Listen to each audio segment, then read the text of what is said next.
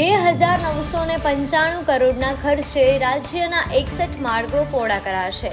રાજ્યમાં ભારે ટ્રાફિક ધરાવતા 61 માર્ગોને 4 લેન 10 મીટર 7 મીટર પહોળા કરવામાં આવશે. રાજ્ય સરકાર દ્વારા રસ્તાઓને પહોળા કરવાની મંજૂરી અપાઈ છે. ટૂંક સમયમાં કાર્ય શરૂ થશે.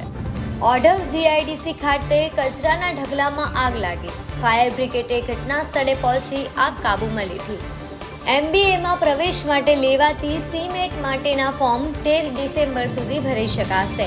Common management admission test CMET માટે અરજી કરવાની પ્રક્રિયાનો પ્રારંભ. કેન્દ્રીય ગૃહમંત્રી અમિત શાહ આજે અમદાવાદ આવશે. આજે સાંજે 7 વાગે અમદાવાદ એરપોર્ટ પર પહોંચશે. ત્યારબાદ ગાંધીનગર હિંમતનગર દેહગામના કાર્યક્રમમાં હાજરી આપશે.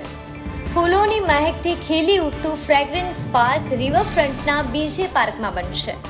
મોગરો, ચંપો, રાતારાણી જેવા ફૂલોનો ઉછેર કરાશે. હાલ પાર્કમાં હયાત ફૂલ છોડને કોઈ નુકસાન પહોંચાડશે નહીં. આજ રાતથી પવિત્ર બદ્રીનાથ મંદિરના કપાટ થશે બંધ. વિધિ વિધાન મંત્રના પાઠ સાથે આજે રાતે 9:07 દરવાજા બંધ કરવાની પ્રક્રિયા શરૂ કરવામાં આવશે. શનિવારે 10,000થી વધુ ભક્તોએ દર્શન કર્યા છે.